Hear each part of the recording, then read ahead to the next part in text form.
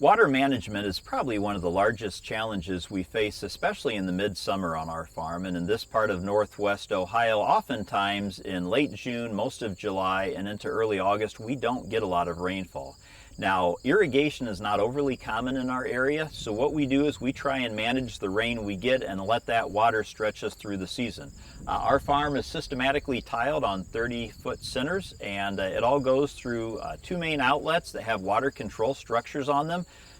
Again, these structures allow us, one, to participate in the H2 Ohio program to control the water that leaves our farm, but we also really see it as a tremendous value when it comes to maturing and finishing out our crop. So in the spring of the year, once that crop is planted in the ground, we will close those water control structures and hold back as much water within that sub-drainage system as possible, so that when we get into the drier months, that capacity within the soil is still there to allow the crop to draw from it.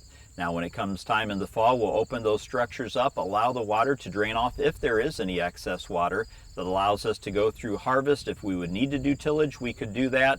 And then we'll make our manure applications, plant our cover crops, but we'll close those structures again to hold that water back so we don't see nutrients leaving through our drainage system, and also so that we can build up that soil moisture level. What we found in Northwest Ohio, the Western Lake Erie Basin, and in this case the Maumee River watershed, is we've seen an algal bloom in the lake, and a lot of that unfortunately is caused by nutrients coming from farm fields. The vast majority of the watershed is agricultural in nature, and so the more we can do to not only manage the water that falls on our farms, but also capture those nutrients, whether it's through cover crops or as we control the drainage, that seems to be very beneficial. Now, the large rain events obviously are a challenge for anybody. We see them here with our heavy soils. A certain amount of that water will infiltrate the soil and soak through, but there's other areas where water will run off the top, so we have filter strips along our creek and along the ditches to try and